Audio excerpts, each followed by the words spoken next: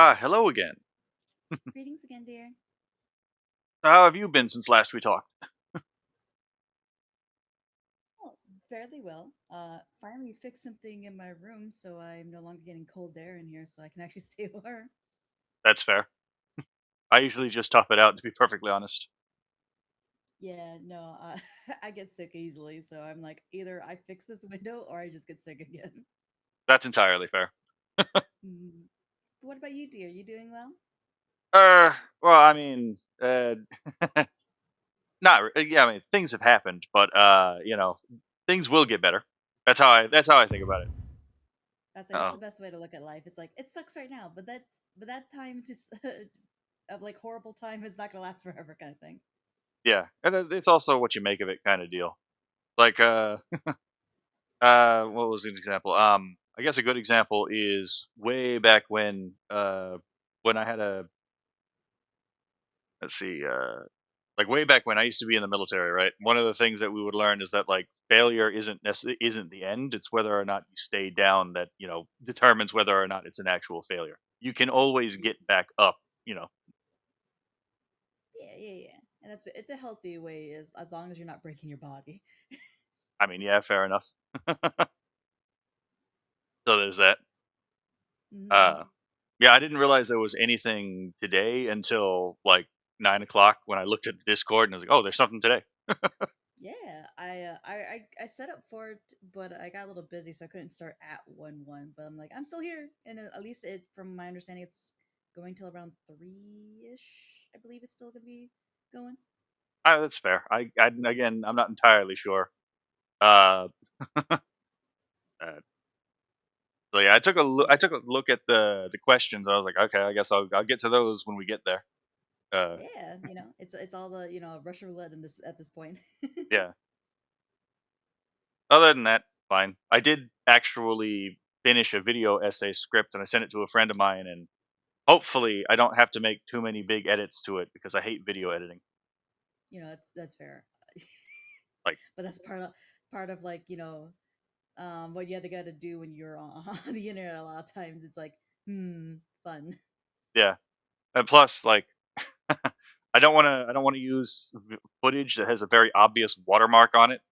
And I Um, have the Blu-rays for the series. I do not have a Blu-ray burner. So I can't ah, use any footage from the thing I'm talking about, which is annoying. And that then that it's does also suck. then it's also like, do I have to put not pictures? Do I have to put like music on a video essay? Because I don't always see that, and I also don't want to mess with the copyright. Yeah, because especially with music, it's so finicky from being like, yeah, you can use this to like you're getting DMCA out the ass. I'm like, wow, thanks. Yeah, and plus, I'm not very experienced with music, so I'm not entirely sure where I would even put the music per se in the essay. So it's like it might just end up be a just dry talking through video essay. But it's perfectly fair, especially if you're not like used to editing like music. Because I heard my friends because they a lot of them actually like to do music. They're like, it's not hard. It's like, yeah, not hard for you. I don't know what you're talking about. Like you actually put in the work to understand what all these things mean, and I'm just here like, eh, I'm just I, over your shoulder listening, and I'm confused. right? It's like anytime a friend of mine talks about like a TCG thing, and I'm like, I've not a fucking bloody clue what you're talking about, my guy. I'm happy for you, but I'm confused. But I'm happy for you. Right? It's like all this trading card game nonsense. It's like, I mean, it sounds fun, but I have no idea what you're talking about. It sounds expensive too. Sometimes when they tell me it's like, yeah, I just paid $400 for some. Excuse you, for, Yeah, for one card. yeah. I had a coworker who was a big fan of Magic the Gathering. Actually, my Oh godfather's a god. big fan of Magic the Gathering too, and Mhm. just like this seems like the most complicated. You could run a computer with these cards. I'm not even lying. I was like, you Oh could no, make a. as somebody was into magic for a while and her family was, yeah, no, that it's it gets stupid. Oh my god. I never really got into trading card games, so I don't really know anything about them. I mean, that's fair. It's not for everybody. Well, you have a lovely day.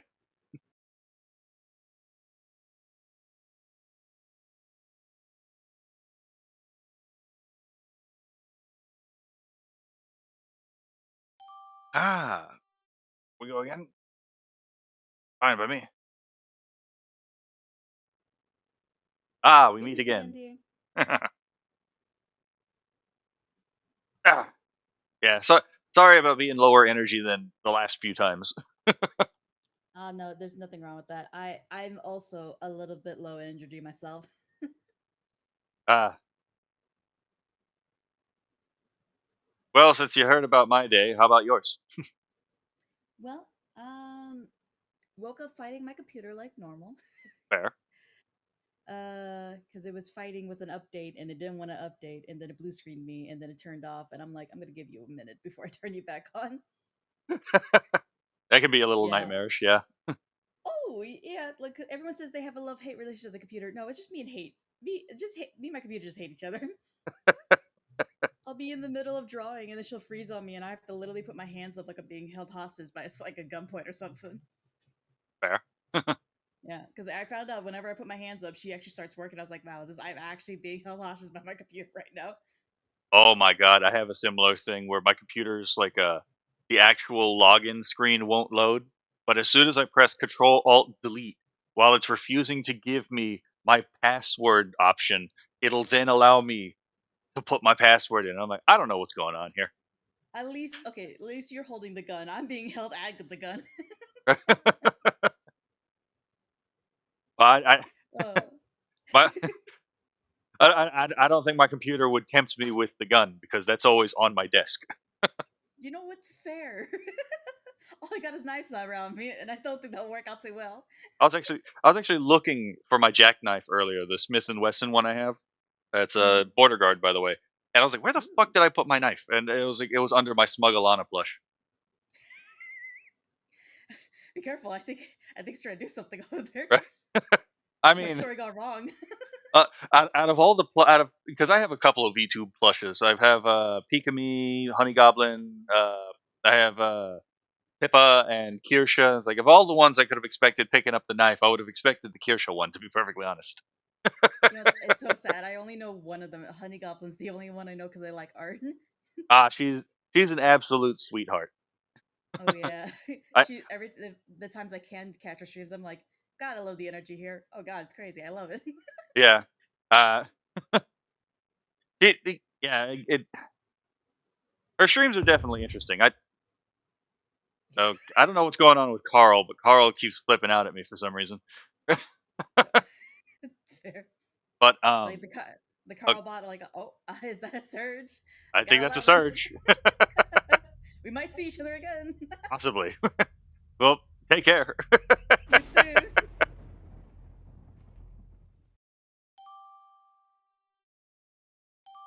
Udo HD, corporate gooner of VupeChat. What in the world is this? Second son, cuddly one, devil fruit. Interesting description you got there. Oh, what the hell Right? is this Carl Invictus. bot? Oh, keep going. That's why it's there. It definitely caught my attention. Good, good, good. I'd hope so. You have many eyes that I need to capture. I mean, fair enough.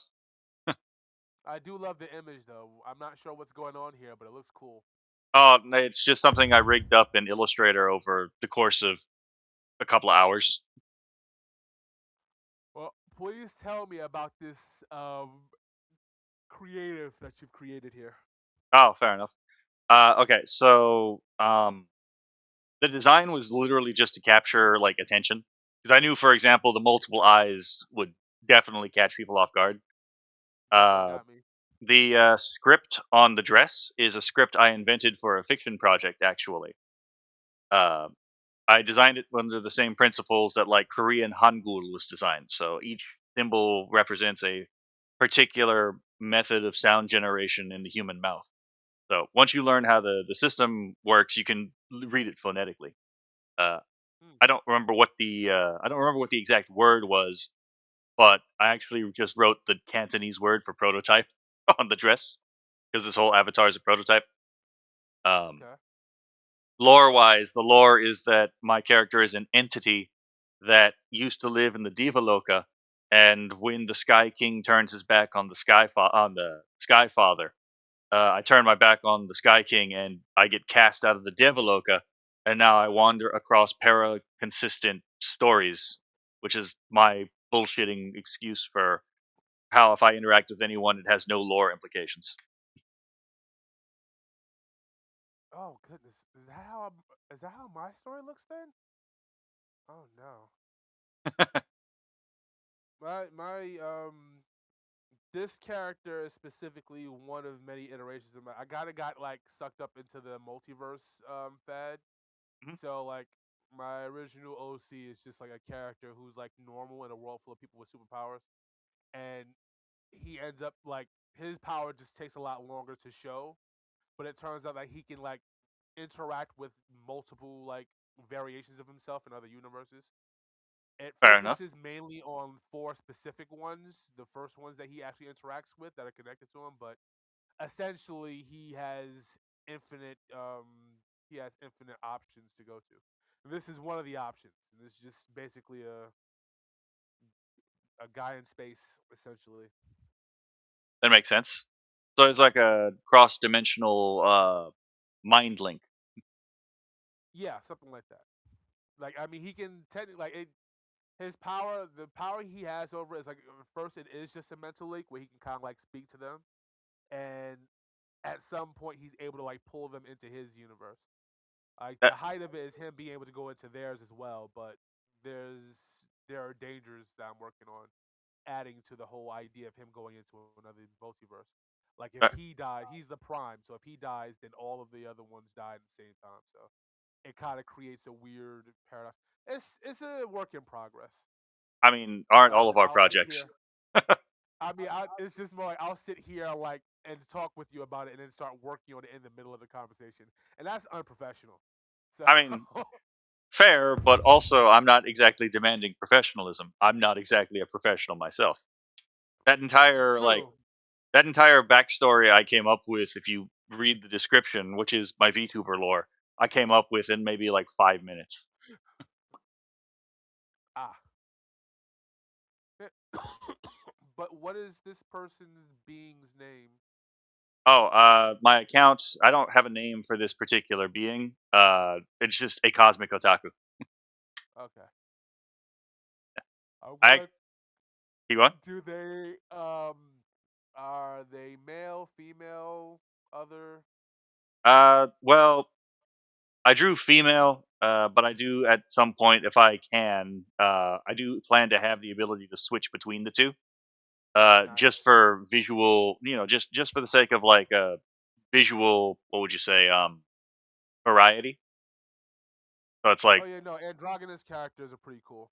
yeah, I actually liked when they did that with Pokemon Go's I can't remember their name, but they were for Team Mystic yeah. and they were androgynous. So some people would draw a female.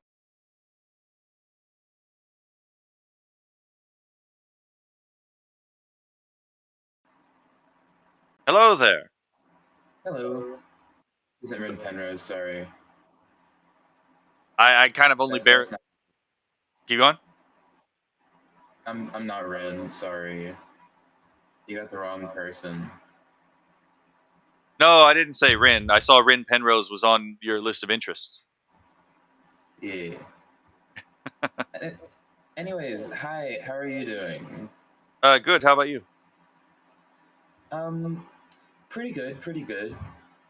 I kind of rushed getting to this event. Like I woke up and I was like, "Oh, what's going on? Oh shit! There's a VupeChat event. Oh, I mean, fair. I had a similar reaction. I saw it at 9 o'clock, and it's oh like, boy! yeah. All right, but there, there's not like enough people to do this. But I do wonder if we could give something a test run. I mean, what would that be? Are you an 18 plus streamer or not? I mean, yeah, I am an 18 plus streamer. I don't exactly want minors in my chat. Hmm. Well, I suppose there's only one question, and it's, do you have the time? Time for what? Do you have the time for a game show? Welcome to Hellpet's Higher or Lower VupeChat game show, where you are playing a game against your will, and whoever gets the highest score has the highest score. Go on and tell us your name then, contestant. Okay then. My name is a Cosmic Otaku. Oh my god, I've been wanting to play this actually. Oh my god. All right. My high score is 28, by the way. I am a god in this world. So, higher or lower? Red Velvet Cookie, Nami from League of Legends. Now we're removing AI result. Oh fuck, that's why we're removing AI results. Well, the options also changed. Now it's Hinoa versus Blaziken. Mm-hmm. So, those Pokemon fans can get pretty wily. I'm gonna go with Blaziken. a very wise choice. All right. Now, Blaziken or Celine from Pokemon? I have a sneaking suspicion, given the Pokemon fandom, there's an overlap between these two. But I'm gonna go with Celine. Mm-hmm. Now, Damn. I don't. Now, here's the thing: is that well, you were incorrect. I am glad that Celine is lower because Celine is 11. I mean, yeah. I don't really care for the lolly discourse, but yeah, fair enough. That's your average Pokemon protagonist, I guess. All right. Congratulations on your high score of 1. I would have guessed the League character in the first one. I don't know whether we got the information for that. We could just keep refreshing until we get it. No. That would take a while, I guess. Yeah. All right. So, what do you think? Should I spread this to the others? What do you mean spread it to the others? Oh, the Rule 30 portal? Yes. I mean, I would probably ask before you bring it up, but like I don't see have like regular higher or lower. Yeah, I mean, fair enough. I don't really. Again, I'm pretty new to the VupeChat thing. In fact, I only learned that Vupe was how you pronounce the name like last time I was on here. So. Did you say Vupe before? Yes. There's literally an item where you get put in jail, and that can be one of the reasons you're in jail, is pronouncing it VupeChat. Fair enough. Alright. So I've got regular, higher, lower, and then I've got Rule 34, which I'd like to say the current mashup is Mila from Dead or Alive or Marshall, and I'm pretty sure... Oh, fuck!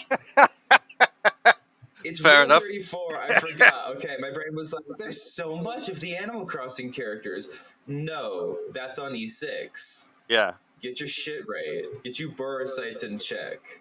I mean, at least with like Rule 30 portal, it's kind of hard to do that because it definitely would be funnier if it was like, because there's obviously the Rule 34 XXX, there's Rule 34 US, and then there's Rule 34 PAL Heal. They all have different counts.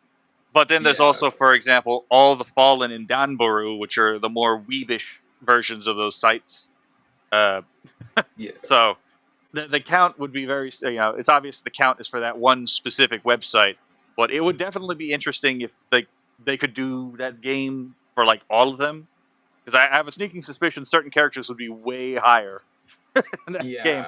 I mean, granted, I feel like if we're counting all the Boru sites, then E6 is on the list. And if you get like an MLP character or Judy Hopps, it's just over. The game. You just win the game. Welcome back to the high score generator. Right? Oh my god. Well, you have a lovely time.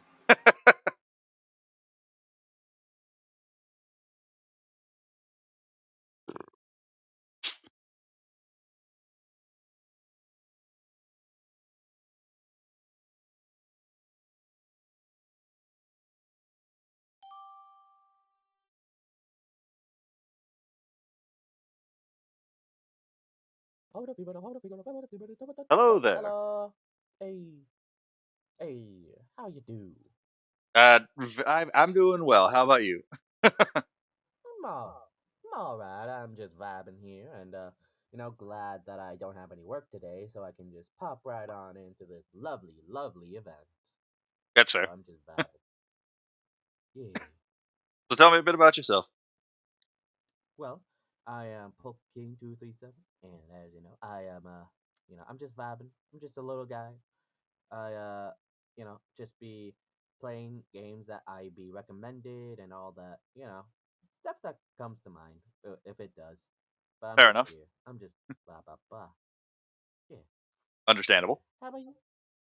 Yeah. How Uh, about you? well, uh, doing fine. I mostly do gameplay. I mostly do gaming streams. So I've alternated between like Wedding Witch, Little Witch Academia. Although my first episode of Little Witch Academia Chamber of Time didn't record the game audio for some reason. That's GeoGuessr. the worst. Yeah, I got GeoGuessr. I've played EthnoGuessr. I stopped with EthnoGuessr just because I like to read the blurbs, and usually when I'm Mm-hmm. streaming, I've spent an entire day reading, so my eyes don't follow the text very well. Uh, let's see. I've tried to play Wakfu, but it seems the Mm-hmm. VPN gets in the way of playing Wakfu, and I don't want to turn off my VPN, so I guess I can't play that for a while. Uh, Tried playing Little Nightmares, but it crashed my stream, so that's a no go. Mm. Honestly, that's oh man. I say failure. Like, I just had, bit of a Wi-Fi problem. So like, I can record fine, but when I'm streaming it right now, I just dealing with bit of Wi-Fi problem. So it'll be like a little bit uh sketchy. Uh, you know, Makes like sense. it's bad Wi-Fi. Yeah. Yeah, it eats I'm up glad. the limited Wi-Fi that you have. Yeah. I mean, we all have that Doesn't help. They'll problems. be like, yeah. Yeah. My issue is I have a good computer and a good Wi-Fi, but the problem is I have like 50 things running on my computer at any time. Like right now, I have fucking Premiere Pro, Illustrator, and Photoshop all open for various different reasons, and I'm just hoping to God it doesn't crash my stream again or my recording again.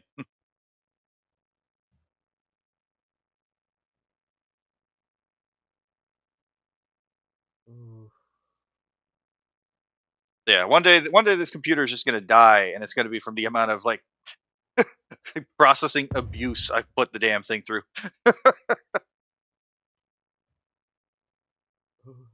Yeah, that oof. I do hope it, you hope you stay hope you keep I do hope they sorry, my brain. Stop getting distracted. Brain. Oh, so you got a nice model like these three eyes and the dress. Thank you. Yeah, and we're both assistants, see? We're both certified assistants, indeed. Yeah, Roger that, I guess. Uh, Yeah. so how long you been doing this? For about like 2 years, I assume. Fair I enough. know at least been here since for VupeChat. I've been here at least for like a whole year at least. For the anniversary, which was nice. Understood. I actually don't know how old VupeChat is. Like, I think I've had an account Ah, for quite a while. It's just I only recently started using it. What in the yeah, world is Carl, and why is he like? Why does he keep yelling at me? yeah. Blah blah blah. Well, I do hope you be having a good day on VupeChat. And sorry, it looks like we're running out of time. Ah, it's fine. But You have a lovely time too. yeah, stay vibing. Wow. Wow. Wow. Okay. I thought that was supposed to give you a Craving. snack.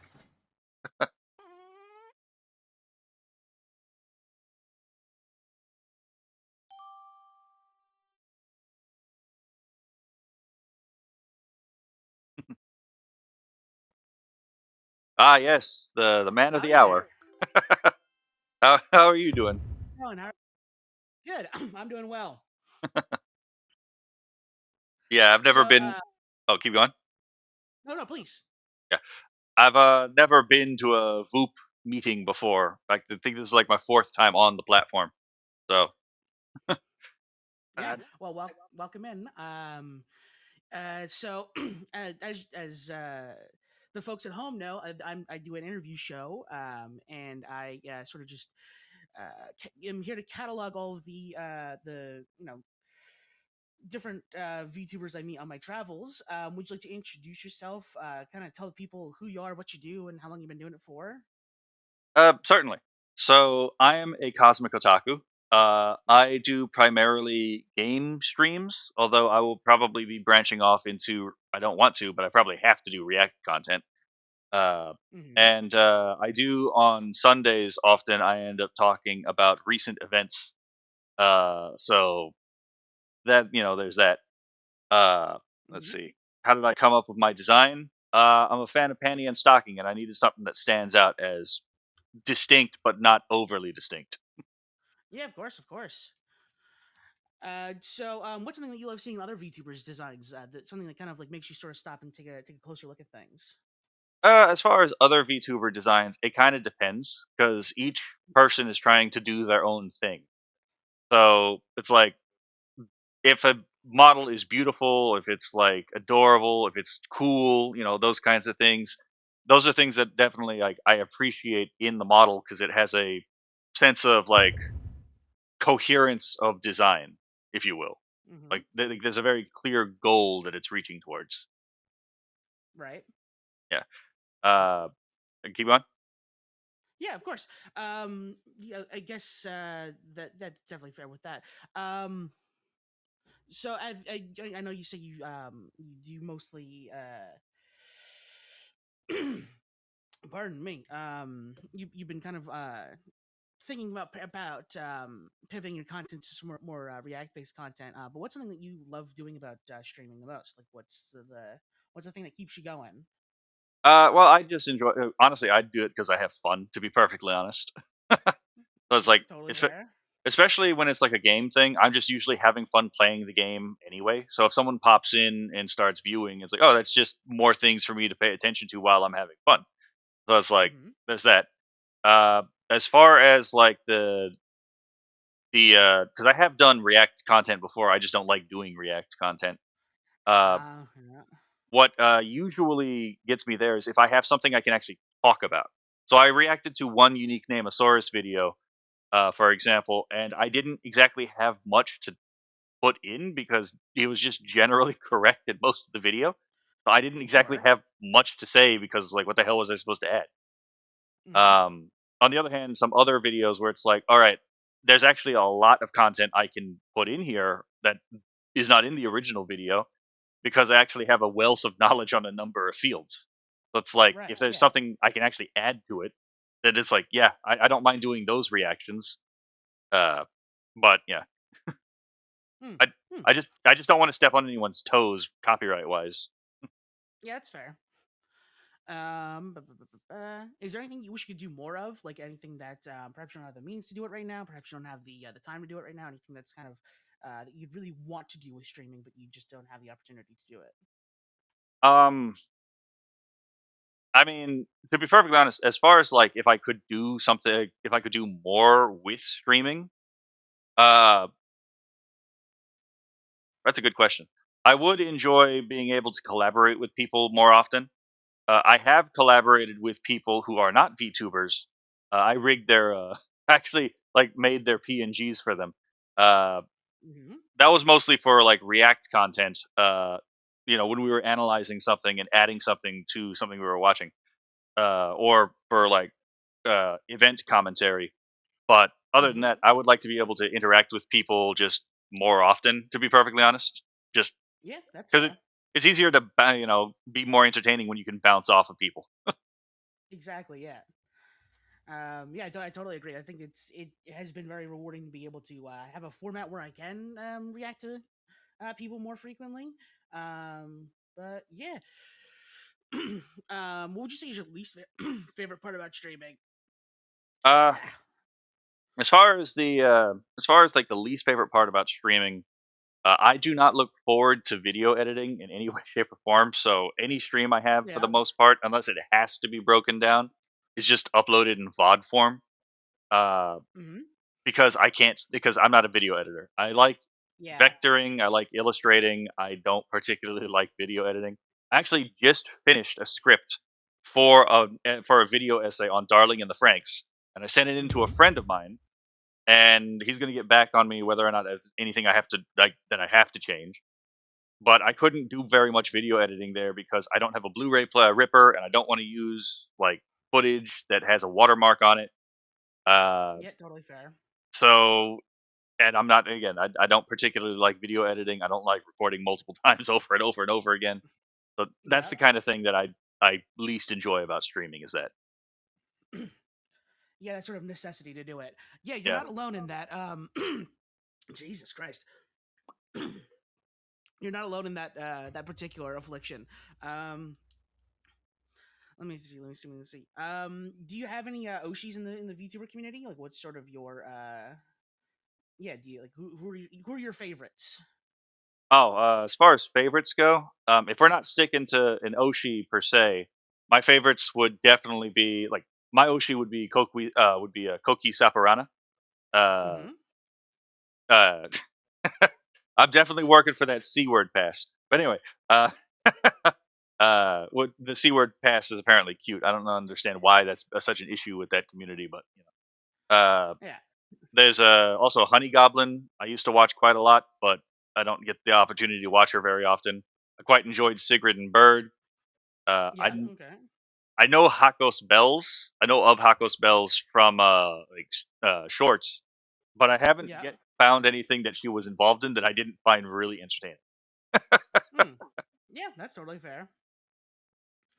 And then who would you put on the Mount Rushmore of VTubing? Like the four VTubers that you feel like are the most impactful, the most important. However, you would interpret Mount Rushmore as a concept. Oh, so if we're talking about Mount Rushmore, we would be talking about like the primary and the secondarily most foundational people in the VTubing Yes. community. So I mean, obviously, Kizuna Ai has to go on there because she's kind of the spearhead for a lot of this stuff becoming mainstream. To be perfectly honest, Yeah. um, let's see. That's actually a really good question because then there's so many people to whittle down. There Yep. probably there wouldn't be a lot of indie VTubers just because the whole nature of being an indie VTuber means that you have necessarily less exposure and less corporate Hmm. backing, which means that the impact is often lesser. But if I had to pick an indie VTuber as well as a corporate backed one, it's a hard one. Uh, Yeah. I guess she's indie now, but definitely Iron Mouse would be one of them. Hmm. Yeah. Uh, you got me on the spot here because that's a hard one. Yeah. Yeah. Uh, Take your time. Take your time. I would definitely put Pip. I'll definitely put Pipkin Pippa in there. Yeah. Okay. Okay. Oh my god, the Yabbit, yes. And let's see. I actually don't think I've had that much influence from like Niji Sanji, so I don't know how influential they have actually been in the space. Yeah, that's fair. So I guess maybe if we were, I know Zentreya has done quite a bit for the VTubing community as well, so maybe her. Hmm. Uh, if I had like one joke option, it's not that they themselves are a joke, but it's like all these figures that were like foundationally important, and then you just put like one character that's just out of place. Right. I think I would pick probably Common America VT. Yeah. Okay. Okay. Uh, I can. Yeah. because you know, she is an authentic VTuber, but again, that wouldn't really fit in this particular category. I guess so. Yeah, yeah, that's fair. But yeah, that's your list of four then. I had to think about that one. Yeah. Yeah. And then finally, what would you say is your hottest VTuber take? Uh oh. uh, oh, you put me on the spot there because I have a bunch of them. Yeah. Let's just say when I'm in a lot of VTubing groups, I actively I actively stay quiet for a lot of things. Um, Yeah. but if we're going to talk about like the VTubing take, there's a lot of them that could get me in trouble actually. We're going to talk about one that would be like the hottest take. Um, since a lot of VTubers are also artists, and I myself actually grew up in a family of artists that was actually helping the local art community. Uh And like we actually helped a lot of people doing that, and not it didn't stop them from uh, not returning the favor when it was required. But anyway, uh, yeah. I actually think the majority of the hate against things like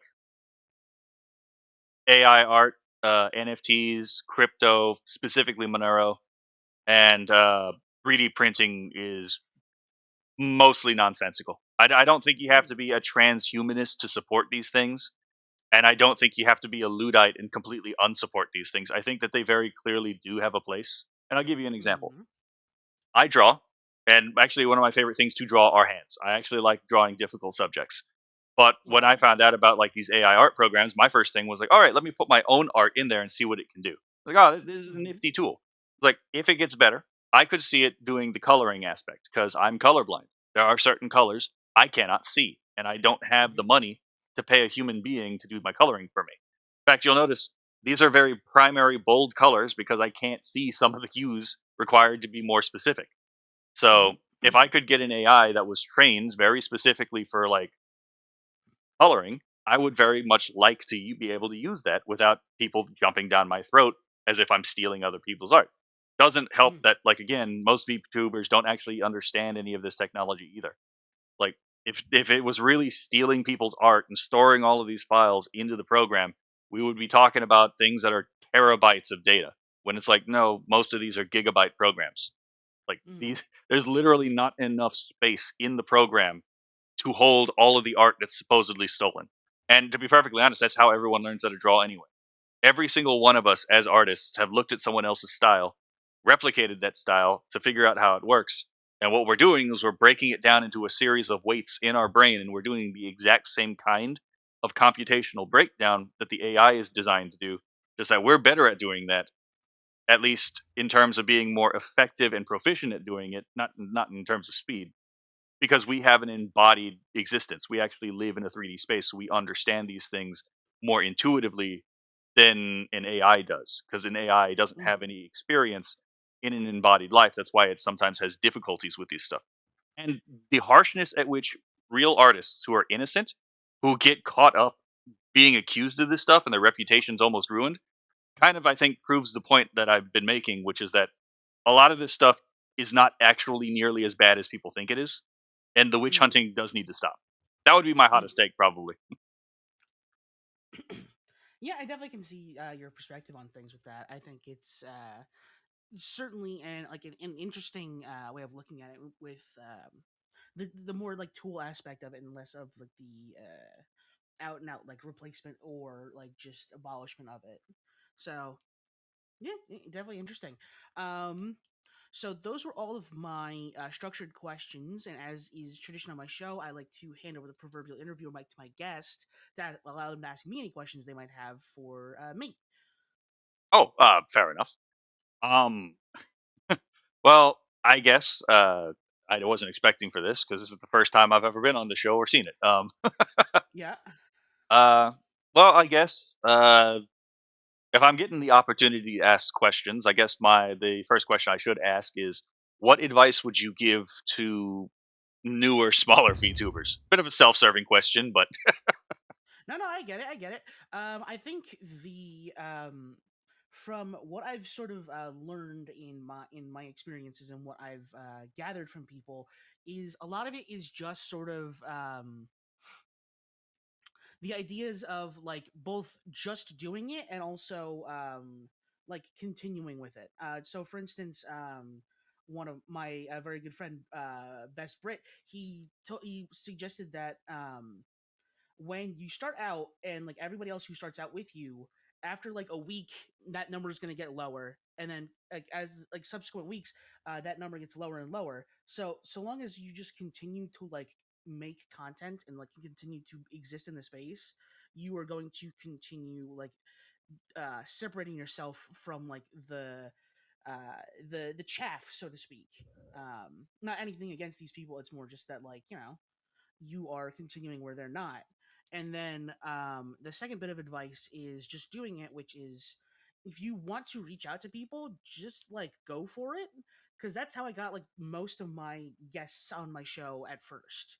Was I would just reach out to people regardless of their size, regardless of whoever. If I saw a VTuber that I thought was cool, I would just say to them, be like, "Hey, I do this show. Would you like to do this show with me?" And like while I would get mostly no, like I wouldn't get like responses from a lot of people, I would also get a lot of responses from people, surprisingly, because like VTubers in the space actively do want to work with more people, despite you know if they're like a 26 follower Andy like me. You know, honestly, that might have been some of the best advice I've gotten so far. It was actually actionable. Oh my god. Yeah. I wish when like I wish when I write, people would actually give me advice that was actually usable like this. Thank you, I appreciate that. I guess if we have another question, if we have time for another question, um, uh, I guess another thing for expectations. What's the hardest thing about VTubing in your experience? um Honestly, the hardest thing is just like keeping up with all of the admin associated with VTubing, I would say. Like you said, with like editing and stuff like that, like you can like just keep making content and stuff like that, but like if you want to like grow properly, you have to like expand to like other like forms of content, which I'm guilty of not doing as much as I should. But there is a lot of like extra like stuff associated with like making like short form content, for instance, is like a big one. And like it requires like getting like either editing yourself or getting an editor, and it's like there is a lot going on when it comes to trying to diversify like what content you make. And I think it is I think that's the most difficult part, is like trying to both keep yourself like afloat, but also try and like expand your like content and horizons and stuff like that. That makes sense. Yeah. Fair enough. Yeah. Well, for this last minute, would you like to, I guess, give anything like to shout out, any like your channels and like anything that you got going on? Oh, fair enough. So my name is a Cosmic Otaku. That is also my channel on YouTube and my Twitch. If you don't know which of the two YouTube channels, it's a Cosmic Otaku. It's both. I just lost access to one of them. So the one Mm-hmm. that's still uploading is the one I'm currently using. Uh, Yeah. I also write. I also write a web novel called Divine Will. I will Mm-hmm. give beforehand a content warning. Some of the content in that novel is extremely disturbing, but that being said, it is a love letter to classic superhero and magical girl stories. So if you're interested in that, there's also that. Mm. All right. All right. Cool. Well, we have the last 50 seconds or so. What do you like doing in your free time? Oh, free time. I mean, I like to draw and I like to write and I like to watch mostly animation. I don't watch a lot of regular TV. I do Mm-hmm. read. I also read like all kinds of obscure texts as well. Like I have a copy of the Kusumanjali and the Kuzari, which are medieval, philosophical texts. I Mm-hmm. have an entire copy of the Summa Theologica from Thomas Aquinas, which I have not completed. It is a huge text. So I do like reading old school philosophy as well. So All right. Well, this has been a very very fun time. Thank you for coming on. likewise, you have a lovely day. Oh, a new one, I think. Oh, Zentre. Wait, did I not put Zentre in? Hello there. What's up? Not much. How about you? About the same. Just jumping on because I've seen some people on. Fair enough. How do I say your name? It's Malakota. Malakota. Or Okay, everybody calls me Coda. fair enough. I just had to ask because I was like, I'm not entirely sure where this name comes from. I should probably ask. So Malakota is the name of one of Satan's generals. Oh, is this like in The- the Ars Goetia? What? Is this like in the Ars Goetia? I'm sorry. I'm trying to. I don't. I'm not really sure what you just said. Oh, it's a medieval occult manual. Supposedly. Oh yeah. no! I got the idea from the. I know this is probably a little weird, but I got it from the anime. What's it called? Devil is a part timer. Ah, fair enough. So there's probably Yeah. no connection to. Okay, fair enough. It's been a while since I've read the Ars Goetia. I don't remember all the names in there. Yeah. Oh, good. But Uh, that and my actual name is it has like Coda in the name, so like I'm kind of just mashed it together. fair And enough. it kind of worked. Take And I that. took one of the letters and swapped it because Malakota, the actual one, has like a one letter difference. I mean, fair. It's a So, complete, yeah, that's complete, pretty much how it works. complete opposite philosophy of mine. I kept my name and design as far away from my actual self as I could. Yeah, well, the way I look at it is since I'm getting into voice acting, my name will eventually be known anyways. So it's just like, fuck it, why not? I mean, it doesn't matter. I mean, that's fair. I see you're a fan of Metallica. Yeah, very much so. Good band. Yeah.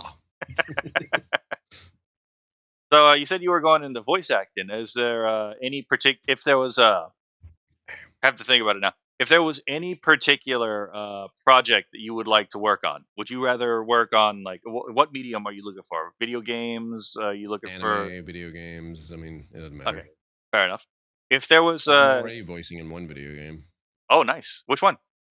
It's a VTuber visual novel called Binary. Interesting. I'll have to write that down and check it out.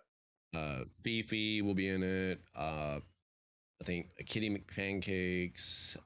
Let's see here, Onigiri, and like a whole bunch of others that I don't feel like naming. But it's basically it's like a virtual world or something where like people got digitized or they can choose not to.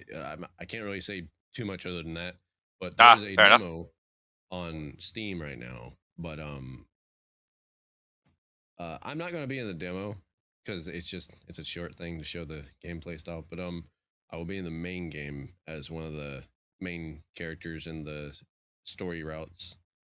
Fair enough. But yeah, and it kind of also for the DLC part of it, because it's not part of the main game normally. DLC part of it will it will have like some I guess you could say hentai stuff in it, but yeah. As visual novels often do. For the gooners out there. Well, I mean, I grew up in the generation with Katawa Shoujo, so I am aware of like you can just turn off the lewd section. Yeah, he did that so that Steam doesn't like flag it as a thing too bad, and it's just a DLC that's optional. It doesn't flay him alive and take all his money, right? Yeah, pretty much. Fair enough. So, I guess if there was one project that you could guarantee would happen, what would that be as a VA? Like what do you mean? Like if there was like a book or a comic or a manga or a game that you could like that you aren't working on that you would be able to work on, what would it be? It could be something that doesn't actually have an anime, like for example, Like something that I would want to work on, or like yes. oh I don't know. Oh shit. Hold on. How do I add more time here? You just click on the time. There we go. I haven't been on this in a while.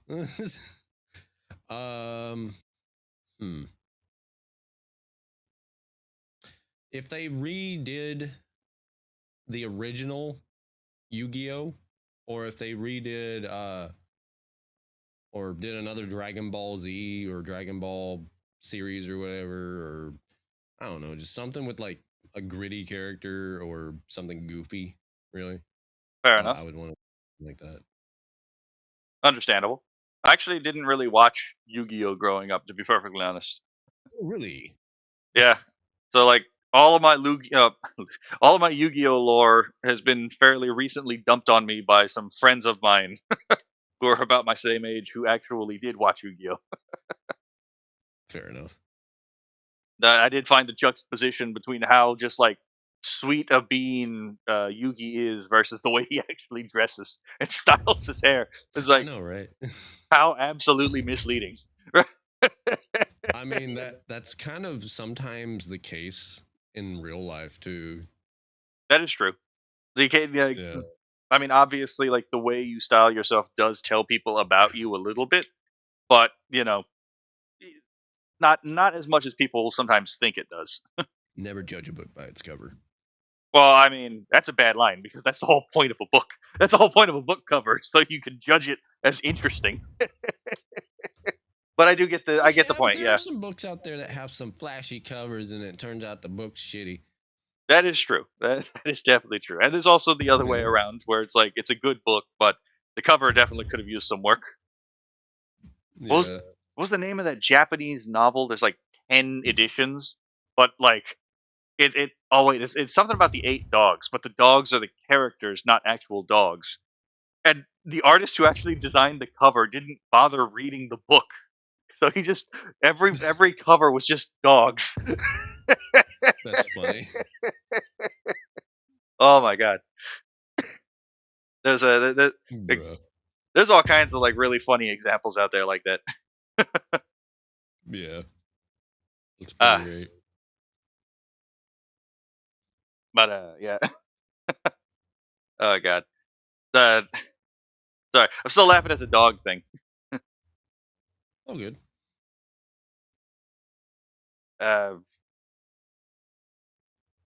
Well, is there anything else that you would like to share?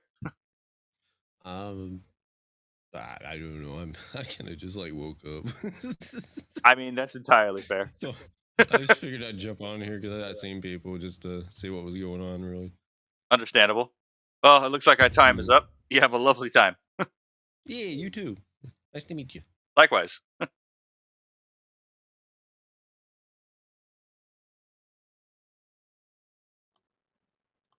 Hello again. Oh, hello. Sorry, I was finishing up. I typed something. I could hear the clicking and the clacking. You know, just that ASMR keyboard. Right. So did you get the ability to talk to the event host? The one doing the sketch thing. Yes. I have not yet, but that's fine. I actually just come in here just to have fun and chat with people. I don't really think I'm going to get any event stuff when I get on here. That's entirely fair, and I almost threw my knife in my face. Holy crap! Oh, Jesus, don't do that. I mean, it was closed; it wasn't open, but I was flipping my knife, and I accidentally threw it right at my face. Yeah, that would have hurt. That came window breaker right to my glasses. I was like, "Holy crap!" You know what? You have a great experience. Don't do it again. Right? Oh my god. Gosh. Yeah, I got the first person I know who plays with knives while they do stuff like this because I have a friend who does it. But the problem with him, he's a little special, so he plays it while he opens it, and I'm like, you're gonna one day stab yourself, and I'm gonna not laugh at you, but I'm gonna be like, I told you so. I mean, sometimes I do open and close it just like for cyclically while I'm doing something if I'm not using my hands, but I'm not like it's not leaving my hands when I'm doing that. Oh no, he throws it. He throws it while it's open. Oh my god. And then that's when I'm like, I'm not gonna laugh at you because that's horrible, but at the same time, I'm gonna be like, I told you so. Don't play with it like that. I mean, right. I mean, he gets to make his own decisions regarding safety, I guess, right? He does. I can't stop him, but God, I will yell at him. I will yell at him profusely every time I hear the knife open. I'm like, I know you have a knife in your hands. And it's not because I'm Hispanic, because the mic is picking it up. That's why I know.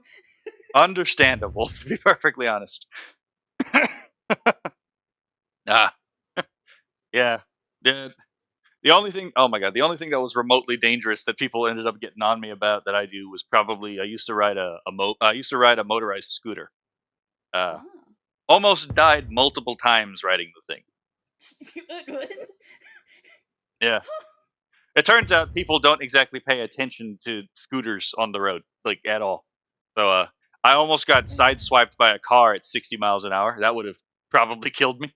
I'm glad you're okay. Oh my gosh. Some of them were my fault. They're not the death experiences. Those mostly were not mine. I did get Yeah. hit. I did get hit by a college professor, T-boned on on the actual college campus roads one time. That's probably my funniest story because like my immediate response is I get thrown off the scooter. I get thrown like 8 feet, and my first response is to like I didn't feel anything at the time. I jumped up, and before anyone else could react, I'm at the guy's window, and I'm like, "Sir, are you okay?" He looks me dead in the eye, and he's like, "Am I okay? You're the one who just got hit by a car." And I'm like, "Oh yeah." I would be like, can I get extra credit? Well, he wasn't my professor, but yeah. I know. Could you imagine getting T-boned by your own professor? That'd be such a. You go into the class and be like, "Hey, hey," like you just look at each other like, we don't talk about what happened last night. Right? Oh my god. I had a very interesting relationship with professors at my colleges per se. Some of them did not like me. Like my sociology teacher fucking hated my guts. But we did not get along anyway. Fair. It- I had teachers who tried purposely failing me in my own class, and I'm like, God, I love it here. well, I mean, luckily he had more integrity than that. He just spited me in other ways. We had a whole conversation about free will, and he threw a fucking eraser at me, and I caught the eraser. And he's like, "See, I knew you would do that." I'm like, "Yeah, no shit, because that's my autonomic nervous system. That's not my central nervous system. What was this supposed to prove?" It proves that you sir are violent. And so that's what that does. I've been wondering what that damn thing does for this entire time. Some like little critter walking around my screen. I'm like, what the hell is that? What does it do? It's just relaxing, just enjoying its life. But yeah, I had one subject where I hated the subject with a passion. I had to take intertext because I have a degree in English, which has done me fucking no good because I tried to be an English teacher, and it has done me no good in actually getting a job. Anyway, so I have an art degree. You can imagine how well that's going for me. right, but so I had to take an intersectionality class for my degree, and I'm like, what the hell does this have to do with English? Like nothing about. I don't need to understand all these like intersectional, nonsensical like interactions in order to teach a class in English. Like, there's no reason for me to actually sit here and have to read these. Like, to be perfectly honest, I have a quite a experience with the empirical sciences.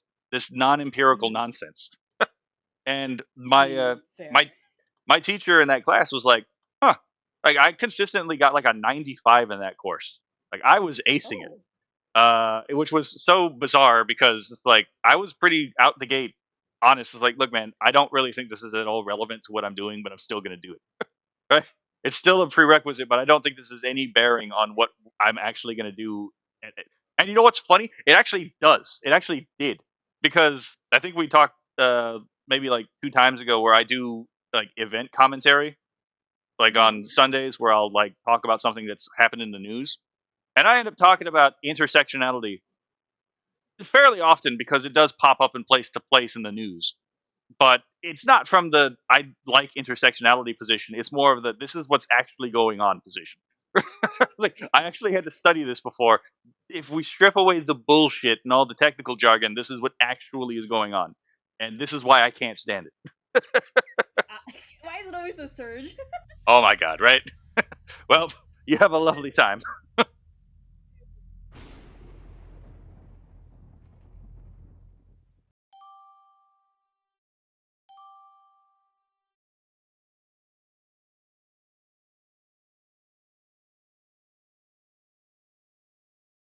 Hello there. Darn, I have a blue screen. I can't see your model. That's No. fair. I mean, fair Darn, enough. I want to see your model though. Well, I can always visit your Twitch, see how you look like. It would be probably more effective if you went to the YouTube channel, because I don't usually put these on Twitch. On the YouTube channel. Yeah, because I'm not streaming right now. I'm probably going to upload a very heavily edited down version of this video later today. Oh, okay. Okay. But tell me about yourself. Yeah, so I'm actually the Mirror Traveler from the Mirror Universe, and I was once a gynoid that evolved into a different being, and now people call me the Mirror Traveler because I have the ability to mimic any abilities any abilities of any being I encounter. Although it also goes with a downside because it would sound like a Mary Sue. I also copy the weakness as well. So you know how it goes. I copy Superman, and then I copy his kryptonite weakness. Fair enough. I mean, if we're being totally honest, the story part of the VTuber thing is not the main draw of any of this stuff. I mean, that is true. I mean, I like lores. I mean, I threw my lore together in like 5 minutes. So I see. I have a real deep lore, so I mean, fair enough. That's because I just love lores. Yeah. Well, I mean, just because I threw it together in 5 minutes doesn't mean that there isn't actually some decent lore in there. I'm pretty sure anyone who reads that will be like, "What the hell is he on about?" Yeah, nowadays people don't really read, so that is kind of unfortunate. That's fair. So I see you're into tech VTubers. I see Zentrea, Mother3, and Neurosama. Yes, I'm a sucker for like sci-fi stuff, so. Oh, that's that pretty much says it all. That's entirely fair. The sci-fi stuff is. Do you prefer hard or soft sci-fi? Actually, both. I like fair. both. Yeah, they do like, tend to example, different things. Keep going. Like Wuthering Waves. Wuthering Waves is like a sci-fi dark fantasy. I actually haven't seen Wuthering Waves. I'm gonna have to put that on my. I'm gonna have to put that on my list. Hold on. Yeah. Is that one of the newer anime? It's really good. It's not really an anime. It's actually a game. Oh, fair enough. That would explain it. Yeah. My budget is a little, especially now. My budget is a little tight, so been mostly watching. Yeah. But what was it? Yeah, so one of the special things that I actually do have in this model is that my entire model is purely voice activated. Wait, so the entire model is voice activated? I can say a bunch of things, and does things for me. So the movements that it's making outside of your voice are also being processed by. No. This is This is actually me with my VR trackers, which I also built. Okay. I was gonna say, because that's really impressive, actually. Yeah, but as for the other stuff, like for example this one, let's see. Deploy XL337. Oh, nice. Yeah, so I can summon pretty much anything, and I had to memorize more than 100 commands. I mean, fair enough. It sounds like did you make this model yourself? I did. You know what? Good on you. This is really impressive. Holy crap. Is there it gets even crazier. Is there any summoning weapons and all? Oh, fair enough. Is there any significance to the strings of letter? Because I see XLN on the tie. Yeah. Yeah, so XLN is my designation name. Fair enough. Oh, damn it! It's It's pretty right. much how you read my name. Xlin. Yeah, Xlin, XLN. I just Because I was once a machine. I can now see it. Oh my god, that should have been obvious. I'm an English major. How did I miss this? Right. Display introduction. There we go. That's a good Fair enough. idea. Display off. I'm just gonna say it again. This is very impressive. You're Yeah, I was quite. actually really impressed with the other people out there, VTubers out there. They have their own niche, and I'm like, I want to be unique somehow. Like, I can't just be a variety streamer all the time, or because there's like a lot of people who are variety streamers, Yeah. and then there's oh, I don't want to be like a typical half creature, half something. So I thought like maybe I should go for something else, something that people don't really use. And then I keep seeing like different VTubers who are have spirit foxes or gods or goddesses or even like they have their own themes, like either they're furries or they're like arms dealers or something like that. So I mean, fair. what can I do? Then I just realized I was staring at a mirror and I'm like, right, nobody's like a mirror VTuber, so here I am. I mean, inspiration comes from all places. Exactly, that is true. Sometimes there's that one moment you'll have this a eureka moment, if you will. Yeah. I hope And that you'll didn't just be like, catch. this is not bad. I'll take this. Fair enough. I mean, yeah, I just avoided the entire thing by labeling this thing an entity. Not, I didn't really explain what it was. Yeah, but people tend to do that if they don't want to, expand any further. Yeah. But for me, I just like lore stuff. So every single detail that I have in my model has its own function. You used to write, didn't you? I'm sorry? Did you ever write on Did you ever write on anything like Wattpad or like fanfic.com by any chance? No, but I did try to publicate an old book a long time ago. Okay, so you were a writer, or you are a writer. I used to be a writer. Fair I enough. used to be a writer. Okay, I was about to say because I'm definitely getting that vibe. Writing is fun. Your Indeed. imagination just goes wild, and you'll be seeing things. It's as if I'm actually like hallucinating. I have the opposite problem. I have a borderline aphantasia. I have a difficult time seeing things in my head, or at least in color. Oh, yeah, I'm aware what aphantasia is. I haven't met some people like that. Yeah, I mean, it kind of depends. I can see certain things in my head, but certain aspects of those things are hard to disentangle. So, what about like spatial differences? Like if you're being if you underwent like an aptitude test and there's like a spatial test. Oh, I've Can done you that actually before. I've actually had how was aptitude it? tests. So when I took an aptitude test, it was actually to sign up for the military, and I actually scored really high on things like mechanical intelligence, spatial intelligence. I scored high on basically everything, to be perfectly honest. I apparently I was one of the people who passed the fake language portion of the test, where they give you something in a fake language. So it was like a constructed language that they made to test to see if you would be a good language learner. I passed that too, and I when I came out of there, I was telling people, there's such a test. oh yeah, that's in there. When I when I came out of that from the testing, I was like, I'm pretty sure I bombed that part, and then they were like, oh yeah, you passed. I'm like, okay, not a bloody, not a fucking clue how, but okay. Magic. It's a work of magic.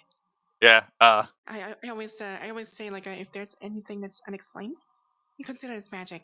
if you can explain it in detail, that's science. Well, I mean, there's not really much of a difference between the two, to be perfectly honest.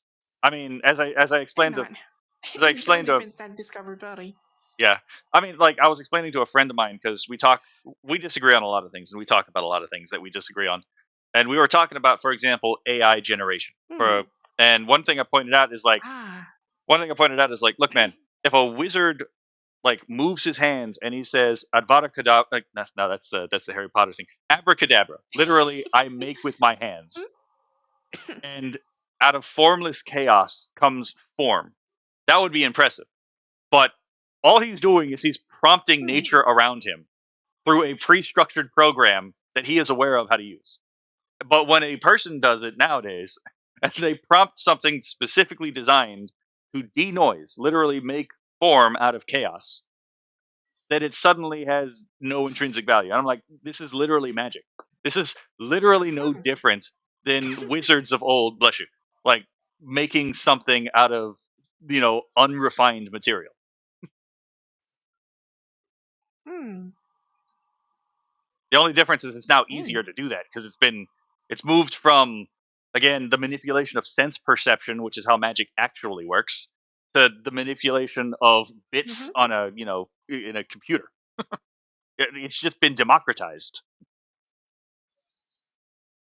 Hmm. Yeah. I'm actually thinking about it. See, I've been talking to people about like all these things because Hmm. I actually grew up in a family of artists.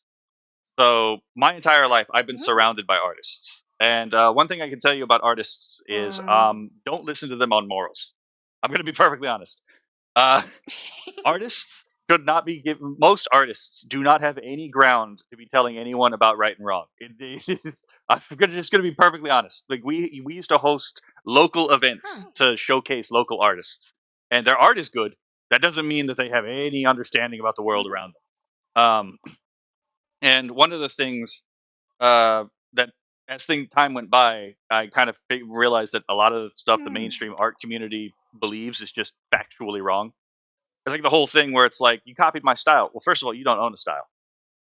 Ah. The whole idea about someone Right. owning a style is like a relatively recent thing. How many versions of the farmer sowing his fields, which is a real painting, are there? Because again, it's a simple Mhm. thing that you can remake and you can modify.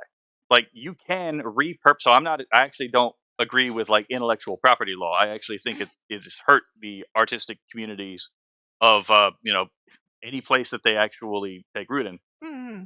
But also with things like AI, it's like I'm colorblind. I do draw and I do use AI. I do both. But I'm very clear when I'm using AI Mhm. or when I'm like making something myself because I think it's important to be honest and delineate that.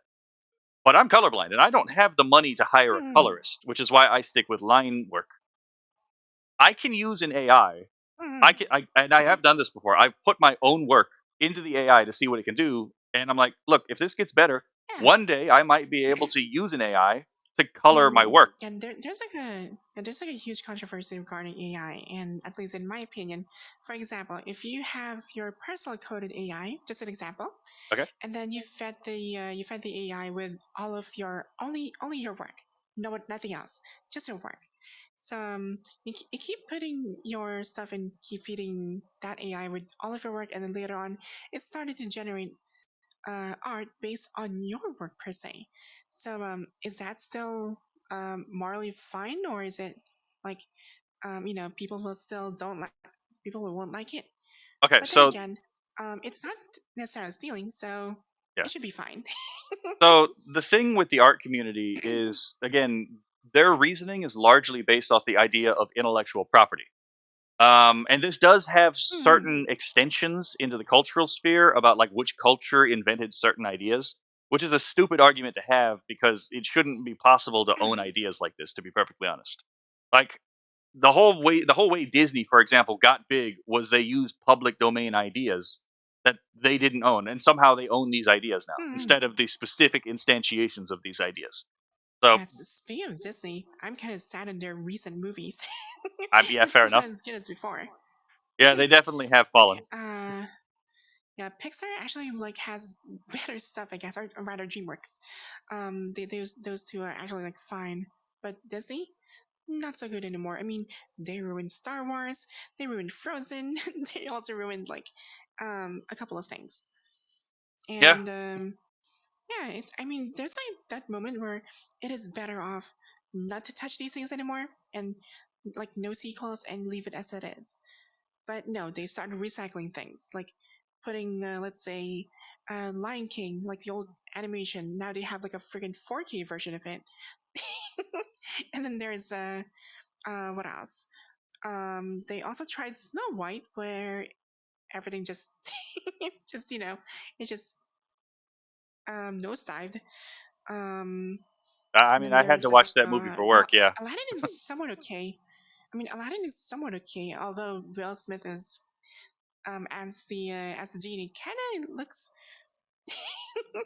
I don't know. It looks really funny. I I mean, can't really fair. take it seriously. I mean, the musical is super good though. I have to admit, the musical is really good. But just for the sake of like immersion, not so much.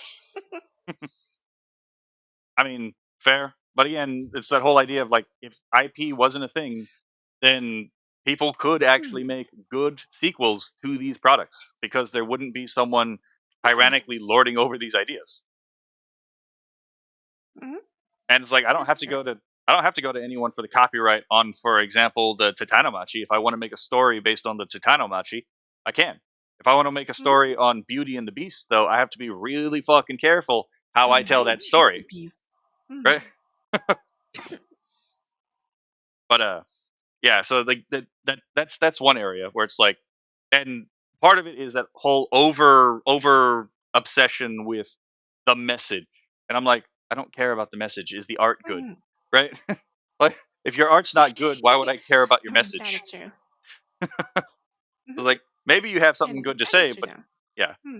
Um, so there's that. But as far as like the other, just in general, I think people are overly concerned about technology in the arts. To be perfectly honest, because one Hmm. example, going back to the AI example, there is a community of AI artists who are willing to open and talk to you if you want to talk to them about stuff. And one thing that is very Hmm. apparent is that AI is not completely talentless. Yeah, the AI can do certain things, but it turns out the best AI art Hmm. out there is actually cooperative between humans and AI. Like Shadiversity gives an example in his defense of AI art where he actually generates multiple versions of the same Those piece. people have what do you call it? Like mixed artworks. Kind of, yeah. That might be a good way to explain I it. think I kind of encountered like some. Yeah, I kind of encountered some of those. Like for example, some artists actually tend to do their animations, and then since they don't have the time nor the, the at least the skill to create the background, they use AI to do backgrounds. Yeah, I mean, there's nothing particularly wrong with that, especially if you're like clear that this is how you're doing Hmm. it. Again, like I gave the example of like Yeah. I would like to work in comics, for example, but the problem with that is I there are certain skills for comic book art that I just do not have. Like I'm really good with line work, but Speaking of like AI art, though, what about in the sense of like aside from like the visual stuff, what about music though, like AI music? I mean, it is still an art. I mean, it's not really stolen art. When the problem with the stolen art thing is it relies on two false assumptions. So the first false Hmm. assumption is that if anyone that people need your permission to take from what you've made and incorporate it into something new, which is just objectively false. Like if I see a piece of art and I'm like, I love that pose, and I've done this before, where it's like Hmm. I saw a picture of a really beautiful picture of Hilda from the Netflix series, but she was in a JoJo pose and she was Hmm. in an anime style. I'm like, I love that particular pose. So I redrew it. I didn't trace it. I actually Hmm. like eyed it and I redrew it to see how the pose worked and how everything worked, and I Hmm. redrew someone else in that pose, and nothing else other than the pose was maintained. There's nothing wrong with it. And Yeah. actually, this is how AI actually works. So AI does go through and trawl through like terabytes and terabytes of images. That's true. But if you cracked Hmm. open any of these programs, you won't find a single picture in there. Because what they're actually doing is they're doing what we do. When we look at art Ah. and then we study it, what we're doing is we're breaking them into a set of weights that we can then weigh, so that when we're looking at a page, because if you look at a page, it's nothing. It's pure potentiality. And then you have to turn that potentiality into actuality. That's what we're doing, is denoising. We are denoising in our head, and then we're using the pencil or the pen to make form out of formless chaos. This is all the AI is doing. So Hmm. it doesn't steal in any meaningful way, because the only thing it's studying is things that were already publicly available in the first place.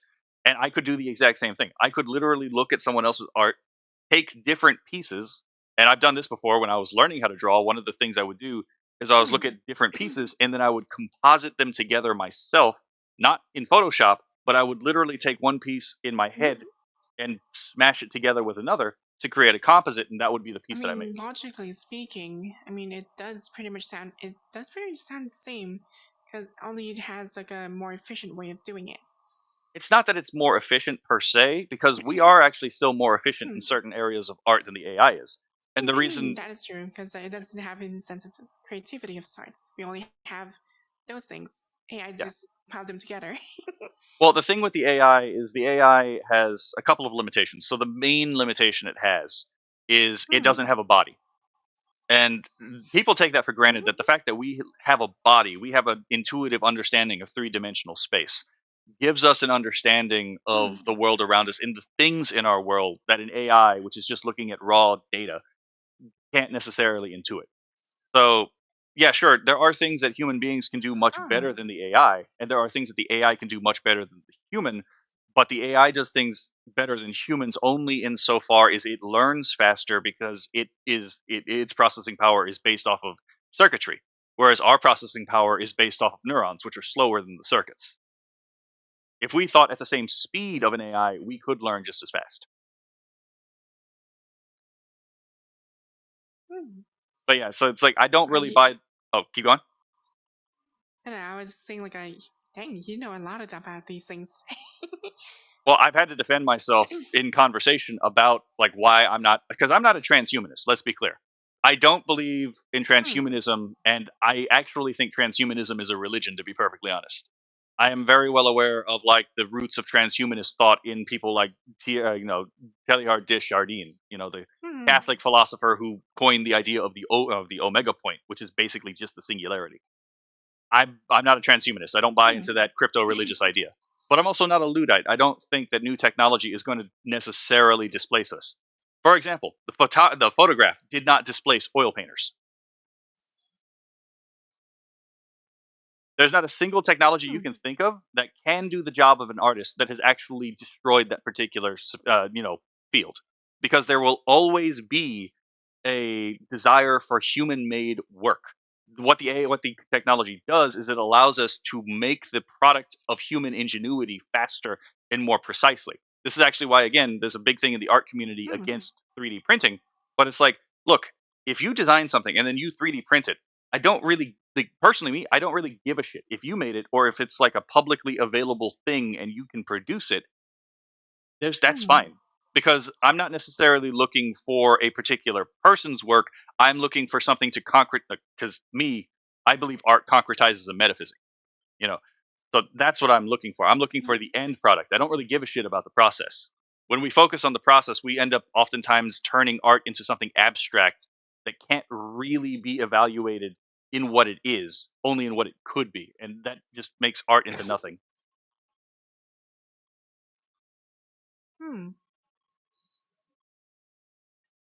Yeah. Imagine like listening to these things. I mean, I actually want to learn on. I actually tend to learn like both sides of the coins. I mean, it's not entirely unreasonable to be worried about some of this stuff. Like, for example, with AI, there is I'm not really worried. no. I'm talking about from the other side. So for the people who are worried, it's not Okay. entirely unreasonable for them to be worried, because unless you hit a particular bar for like how good your work is, you could theoretically be replaced in the market. But the answer to that is the same as what has been previously, and why it's so difficult to get money in the arts in the first place. Get better. Or find your niche that you can appeal to. You could also learn how to use these technologies yourself to make your own process faster without displacing yourself. So there's certain parts you excel at. Use the AI for things that you might struggle with, not to replace you, but possibly to help you. In fact, there are musicians who use AI music for similar things. They generate tracks and they're like, wait a minute, hold on, I like this chord. And then they'll use that as a guidance for their own creativity. There's nothing wrong with creating something purely from a prompt, but you should be For you to honest about it. sound like it kind of sounds like kid bashing things. At least that's my perspective. I mean, that's basically what it is. That's how kids learn too. I mean, that is true. I mean, you take a part of something that's already completed and take another part from another completed model, and then those parts, put them all together, you create one unique thing. And then you learn why that works or why that doesn't work. Yeah, exactly. And it's just my thing about like the AI. It's not just AI. Kid bashing is still an art, though. Yeah, and it's not just like the AI art stuff. Like I do support AI art. I also support human artists, but I also support things like NFTs. I support Monero. I support 3D printing. All of these things the mainstream art community despises, but I don't really care that the mainstream art community despises these things because I've seen the mainstream art community do horrendous things to otherwise good people who use these tools. Like there is one example of I every like couple days I log on to Twitter or Blue Sky, and then there's some innocent artist who's not using AI who's being accused of using AI just because they don't know how to draw hands very well. Yeah, I actually yeah, I also felt that way too. Like some of my works were accused of being AI. Well, at least I only had one work that's actually AI, but the rest is all mine. So, because the only reason I only have one AI work is because I just want to try. That's it. That's the only reason. As for my other stuff, like there's like a lot of people accused of me, well, at least some people rather, like whenever I speak like this, they actually assume I'm actually using a voice changer or an AI voice changer or something. Like I don't even use those things. I mean, Maybe fair. it's because of how I sound though, because I'm very monotonous. I mean that's not just like that's not specifically an art thing for the VTubing thing. That's just a thing as a VTuber. Especially if you're a female VTuber, people who hate VTubers or don't like that particular VTuber will just launch that as an attempt to hurt the person that they're launching the accusation at. Like that is just a thing that happens in this space. So, but just when that does happen, just realize that they are just trying to hurt you. They're just being a spiteful cunt, to be perfectly honest. But well, I mean, there are other people who have. Well, I've heard. They just want to do these hurtful things. It's only because they just wanted to. Yeah. No reasons actually. So I'm like, why? I mean, you could have done something better, more productive, other than hurting other people and being toxic to the community. So at least that's my opinion. So the thing is it differs from person to person. Some people are doing this consciously, like they know they're doing it, and other people aren't. I am not myself a Jungian, so I don't really subscribe to all the ideas of Carl Jung, but some of his ideas really do help to explain some of this behavior. A lot of times what ends up happening is when a person doesn't like something about themselves, they will intentionally or unintentionally not see it. But not seeing it doesn't make it go away. So what ends up happening is people suppress this into their subconscious where it's still there, still active, and they still don't like it, but they're not consciously aware of it. So what ends up happening is in order to fight this and to clear their conscience, they project this inward disgust outwardly so they can attack the thing that they're disgusted about themselves outwardly in another person, even if it's not there. This is where the whole idea of projection comes from. It can be done individually. It can be done individually, which is very common, or it can be done collectively. This is like a group shadow projection is a thing that does occasionally happen sometimes with certain communities. And depending on how they have suppressed their shadow, it can end up controlling them. Like this is some of the more bizarre behavior in people does seem to be there's a part of themselves they don't like. And in attempting to hide that fact, it actually ends up controlling the rest of their life.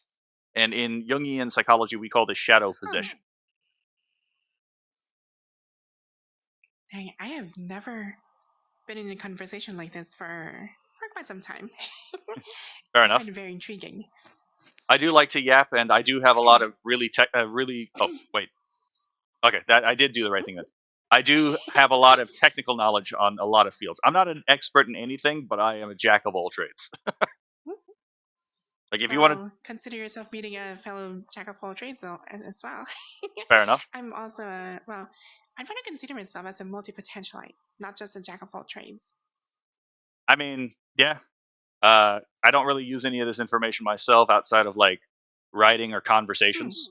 So, and I'm told I'm told I write like a fucking maniac, to be perfectly honest. Dang. And here I'm just basically a VTuber who has a wide range of skills on doing things. Like, I can pretty much talk about other stuff. Like, I mean, aside from like what you're talking about AI stuff, I can also talk about a little bit of medical stuff or something about heavenly bodies or like computer troubleshooting of sorts or probably fixing a friggin' washing machine or something. Fair. I mean, I'm just going to give you a little bit of like words of encouragement. I actually think you have quite a high potential in this particular field. You are. It is quite entertaining to listen to you like yap, to be perfectly honest. But also, I think especially if I you want to, appreciate that. especially if you keep like expanding your horizons, this will give you a lot of material for like if you want to do just chattings, because then you'll be able to have multiple things to talk about instead of just one specific thing. Like I have a couple of hyperfixations, but there are certain things that I don't want to, I don't want to touch things, like especially very controversial stuff, because that's fair. Like for example, if I side with AI or not, or if I actually like vote for, if I'm against, if burnt peanuts actually VTuber or not, or like those kind of things. Yeah. And I know I have my certain sides, but I always keep my my ideas open and my opinions open as well, because there might be other things that might be misunderstood, and who knows, maybe those two sides are actually like, they do make sense, and they only fall in one category and they just agree together in the end. Who knows? I mean, that's a reasonable stance to take. I take a slightly different People stance just on take it this. black and white. Yeah. Yeah, people tend to do it black and white. So I'm more of like into a gray area, because although there are certain things I don't want to cross. Yeah.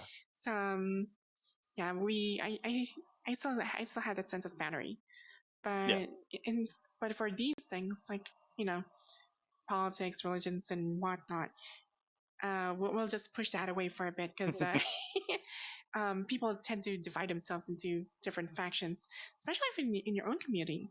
At least the community I built here is that, well, we don't really mind about what's going on outside. Outside, let's say, if people wants this or wants that, and this person disagrees with this, then that's fine. I mean, that's your opinion. You're entitled to your opinion, sure, but you can't really force people to actually like follow your opinion. So we'll just listen, and we'll just agree to disagree. I mean, that's a reasonable position to take. I take a slightly different position. I actually don't mind talking about controversial topics, and in fact, usually on Sundays, I usually devote Sundays to talking about a controversial topic. But there is, I know some people who actually likes that. yeah, and part of that is to honestly kind of just like gatekeep my own community.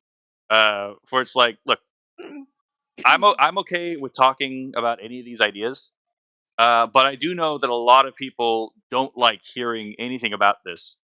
And like, if you can't stand hearing this personally, it's like I don't necessarily want to have that person as a deep member in my community, because I want to be able to have these conversations anyway. So it naturally filters out the kind of people that I don't want in my community, anyway. But at the same time, those people who are open-minded and those people who are fixated on certain things. exactly. But yeah, it's like all of these. It's okay to have an opinion on either way. My only thing is like, look, if you can actually defend your position and not scream at me while doing it, I will respect you, even if I think that even if I think your position is kind of dumb, right? But that being said, well, at least for my take, I don't scream, I don't yeah. yell. Oh no, Ever. I mean, Like I never yell. yeah, you haven't yelled. I mean, obviously, that's why we're still having this conversation. But yeah, it's like I if mean, you could, I wouldn't yell in the first place if, let's say, I think I'm gonna yell only if I actually probably stub my toe. I mean, fair enough. But yeah, it's like I can get quite loud, but it's like I'm not yelling. I'm just getting excited, and the energy comes out. But like I'm not, That's yeah. fine. But yeah, it's like it's okay to have a particular position because I recognize it's entirely possible that there's something I'm probably wrong on, and the only way for me to be corrected on that is if I'm open to being corrected. But I also have a Yeah. habit of knowing why I believe the things I believe. So if you want to change my mind, you better have an actually good argument. I mean, that is true, but there's also that one factor that you can be open-minded and all. That's all. That's fine and all. But if the person you're talking to isn't, then I guess that's gonna be a big problem right there. I mean, not for you though, but Well, I mean, but for the entire conversation. I mean, to be fair, I have occasionally thought about like because I sometimes do troll as well. To be perfectly honest, back in the day I used to be a cannibal troll, which most people don't know what that is. A cannibal troll is someone who You troll other trolls. yes, that's exactly what that is. I would troll people who were Huh. I would see were being not like minimal trolls, but like being aggressively like douchebaggery. And I'm like, okay, I you know what? mean, I have time to it's as waste. if like rage baiting a rage baiter. That's exactly what it is. So I one time spent 6 months trolling one person who would just not catch the hint that I was taking the piss out of them.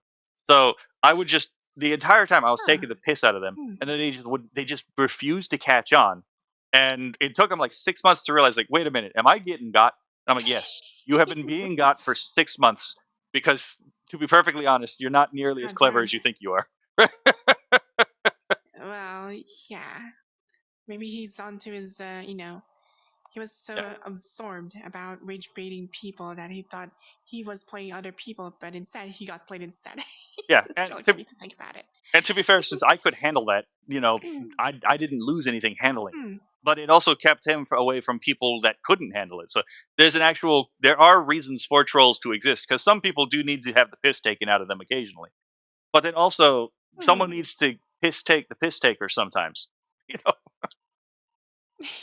nature is truly healing, right?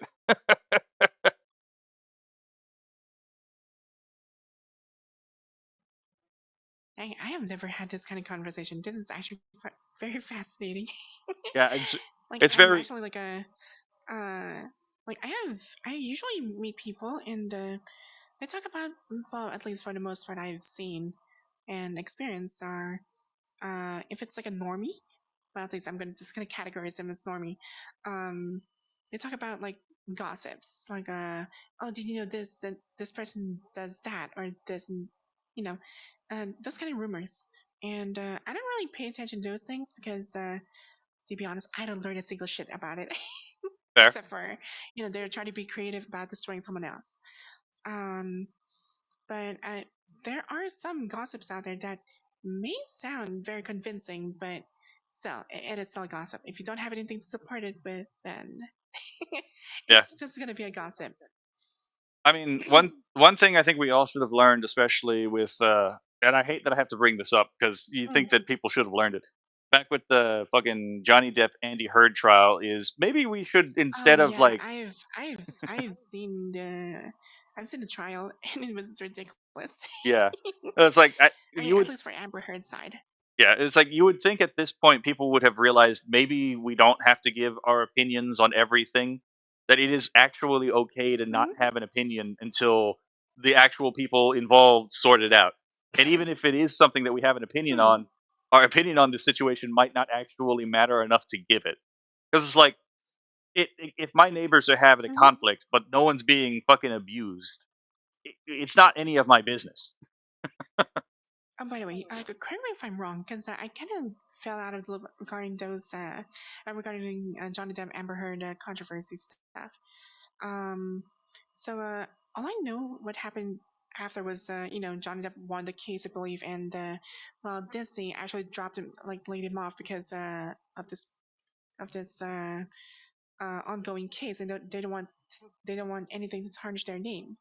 So after proving everything was done and done, did Disney actually try to bring back, um, Johnny Depp, and they were sorry about it? I think I've seen that somewhere.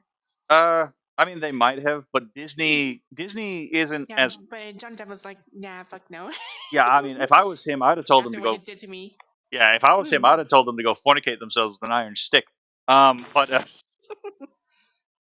Yeah, no. In the case with even if that was the case, it was more of a Disney trying to make themselves seem as if they're saving face.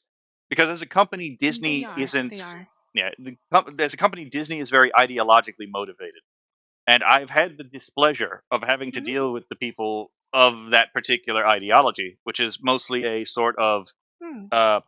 I'm going to just call it progressivism for right now. But note when I say progressivism, what I mean is that we can progress from a state of lesser perfection to future perfection through the historical march of time, Hmm. which I don't agree with. I don't really think human nature is perfectible, and I think it leads to disastrous There is no way consequences. to perfect things.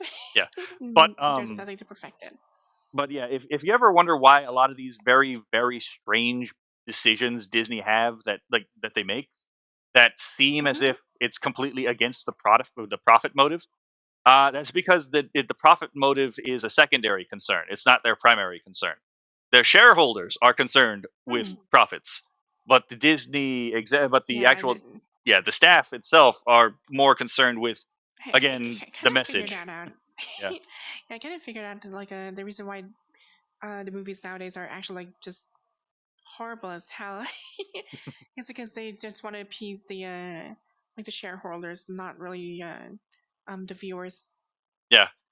Um. At least that's So my take. Mm. so if you want an understanding, and I hate to Mm. do this, but if you want an understanding of Huh? like how Disney thinks, I would suggest watching the terrible Star Wars trilogy because it kind of I've already encapsulates. watched it. Yeah, I've because watched it. it I kind of. didn't like it. I mean, great, yeah, good, but Although the graphics, okay, graphics wise, it's good. The story is batshit. I mean, to be fair, I wasn't a big fan of Avatar when it came out either. It's like, yeah, the graphics are great, but Wait. Which avatar are we referring to? The blue aliens or the one that is like an airbender? to quote the general, the Blue Monkeys. Okay. The most interesting Okay. thing about that movie, in my opinion, was the language, which I do find fascinating. But other than that, that movie could Mhm. not hold my attention. I'm like, Well, I I haven't really watched the like the second movie, like Way of Water. I haven't uh, watched it, they don't but use I also not. heard that they're gonna be like a third movie already, Yes, there's going to like be a apparently a fire and something ash.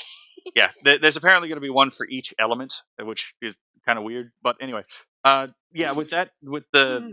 the second movie, I actually had to watch that for work because I had to take care of some clients at the time, and they were watching that movie, and Oh. yeah, they don't even have the dignity to use the language they invented for the damn movie in the movie. Like Huh. the whole thing is in English. It's And like did they just scrapped it? Like the first movie had it. yeah, they had a whole language to use, and they decided, nah, we're just Hmm. gonna use English. I'm like, Uh, so yeah, darn. the whole thing kind of falls apart when you examine the movie with any kind of like remotely because I Mhm. was not amused at all. But to be fair, I'm not a big movie watcher myself. Hmm. Um, but yeah, if you watch the Star Wars trilogy, and if you know anything about like Hegel, uh, the Disney Star Wars trilogy actually explains so much because Hegel, he wasn't the guy who invented this, but he's the guy who definitely formalized how this Hmm. works, the historical process. He believed that history moves forward through the resolving of contradictions. Now, when you hear contradiction, read conflict. And he believes that history moves through the progression of ideas. That originally we Hmm. have the proposition of the thesis, so the idea. In response to the thesis arises the antithesis, obviously the opposite idea. And it is only through the synthesis, so literally taking both of these ideas and holding them together at the same time in the same respect and moving forward, Mhm. do we actually progress through history? Now, if that sounds like that's not logically possible, Huh. it's because it's not. It's literally not possible to hold, for example, there is a god and there are no gods at the same time. That's a fucking stupid way to live your life. But I mean, yeah. it kind of reminds me of how Nietzsche actually said about God is dead the moment you actually think about him. Well, I mean, Nietzsche was a vital eminist. He didn't really care if there was a god. I mean, he didn't believe No, there was a he god. never did. Yeah, He but never did. he was a vital eminist, so he would be in that same tradition as like the existentialists and Schopenhauer. Although he's a much Hmm. his philosophy is much easier to live by than Schopenhauer's.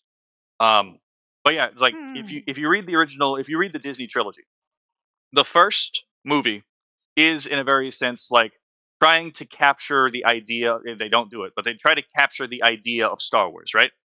And then the second movie comes Yeah. along and they try to tear Wait, down Star wait, Wars. are we talking about the movie chronologically or the one The they Disney one. actually like the episodes one? The Disney's. Oh, the Disney one. Okay, Yeah. so So in the first one, they that's tried. episodes 7, 8, and 9. Yes. So Hmm. episode seven tries to recreate the original movies, and it doesn't do a very good job. Yeah, Episode they eight try tries, to. Yeah. yeah. Episode eight tries to tear it apart, and then what ends up happening is that uh, episode nine tries to do both at the same 9 time. was the worst. Yeah. Episode 9 tries to at once hold that the ideas of Star Wars have been torn down, but they're the only thing that we have to move forward with in the first place. And that's basically a summary of how dialectical reasoning actually works, but just applied to movies instead of philosophy. So the whole idea of the dialectic is not actually advancing knowledge, but to get you to accept contradiction as possible. Because once they do that, Hmm. they break your capacity to reason. Because your reason tells you that two things cannot be said, true in the same respect at the same time if they mutually exclude each other. That is a feature, not a bug. You're supposed to think like that. Mhm. But dialectical thinking, with its synthetic model, is supposed to get you to accept that contradiction is actually true. Because once they can get you to accept that contradiction is actually true, they can get you to accept a whole lot of ideas. And so you see this dialectical thinking appear all over history, especially in the modern era. It happens all the time. Hmm. Dang. Like, Wait. as I said, jack of all trades. Wait. Wait. How long have we been talking? I just uh, didn't track the time. that's a good question. It felt like 30, 40, 45 minutes. I think I we've been mean, yapping for a while. I think it automatically boots the conversation after 30 minutes. Huh. Well, that's fascinating. Yeah. I'm not sure if you've actually met someone or probably talked to someone just yapped this long. I've had conversations with people where we ended up getting booted because, again, the shuffle in the background Vape happened. surge. Yes, the Voop surge. I'm still learning the terms of this thing. But That's all good. I think it's only happened to me twice, where it's like where both sides just keep yapping. To be perfectly honest, and I'm not going to complain if like I'm yapping for 30 minutes with someone. I'm very clearly enjoying the I mean, there's conversation. also like if you don't want to, if you don't want to click, keep pressing on the timer button, before you actually hit the start chatting button from the homepage, there's a small toggle there called speed chat. You can just toggle it off, so you don't have to like worry just like me. Yeah, I mean, I actually know this part. I knew that part because someone explained that to me already. But I left it on because I figured Oh. that the whole point of me joining on here, since this is only my fourth time using it, is to meet as many people Okay. as possible. So the speed talk function actually serves a Mhm. function for me. Okay. Well, that's actually really good. I didn't think about it, but I always think, oh, I can just end a conversation whenever I want. So, I mean, it's up to them or me to actually how to end a conversation. I mean, that's entirely fair. I I did. mean, I the only did. question is, how will you end it? Yeah. Well, I mean, I did notice that you didn't have your timer on because I could see the bottom left side of the screen. I was like, oh, that's what that's for. Yeah. Yeah, I just cleared it because I don't want to keep clicking on the timer while especially if I'm in VR. It's I really mean, hard. I mean, that makes a lot of sense. That was another thing I kind of assumed was the case because, like, how exactly does that work in VR? I was like, I was. Okay, so the perspective would be, well, I have a screen like what you see here. I can see my entire monitor on this side, and I have the second monitor on this side. And whenever I move my controller, there's a certain pointer where it acts like a cursor. So that's how it looks like for me. Fair enough. Mhm.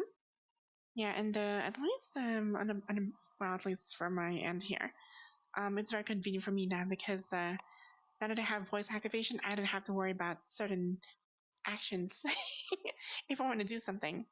That's fair. It's very convenient. Like I don't have to break my freaking thumbsticks for this. I just popped my jaw. Ow.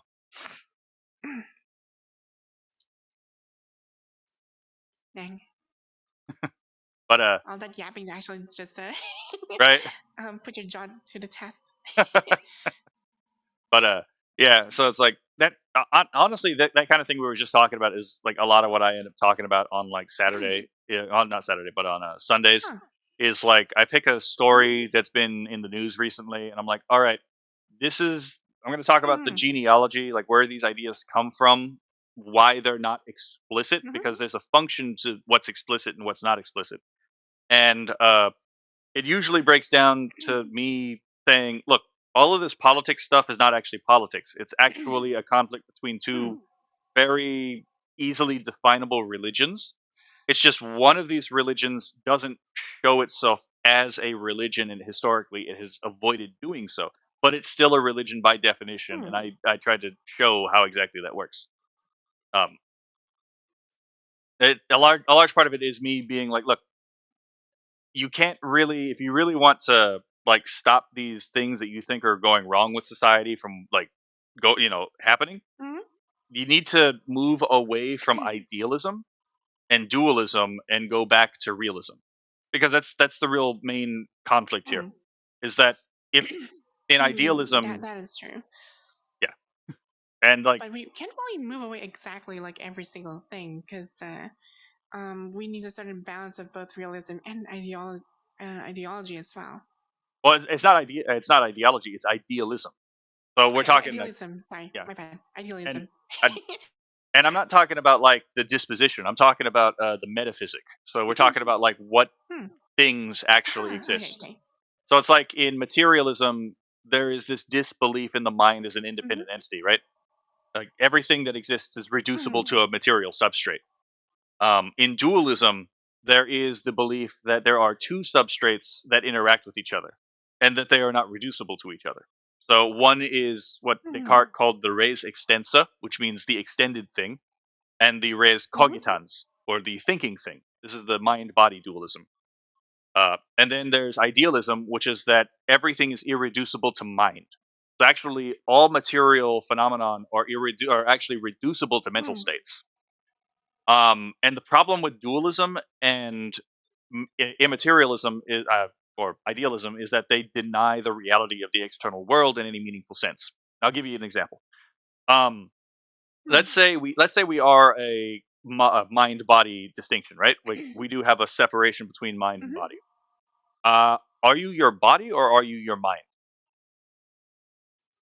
I think I know where this conversation is actually going, because there will be like that one part where you'll be saying, "Oh, if I take a piece of you away and turn it into like something else." Yeah, it's like the one. I forgot what you call it, like where this guy actually changed the boat, like replace every part of the boat. Is it still the same boat? That's not where I'm going, but that is actually something that does come. The Theseus ship is what you're thinking of, yeah. The Theseus, yeah, that one. I was actually thinking that way. where I was actually going with this is that if we are minds, and not bodies, then what takes primacy is our self-conception, not our embodied existence. Because we are minds, we are not bodies. And what that means is that we are ghosts in a machine. And anything that we have, anything that is tangible here would be irrelevant if that's the case. Exactly. Because, I guess we'll finish this conversation later. You have a lovely day.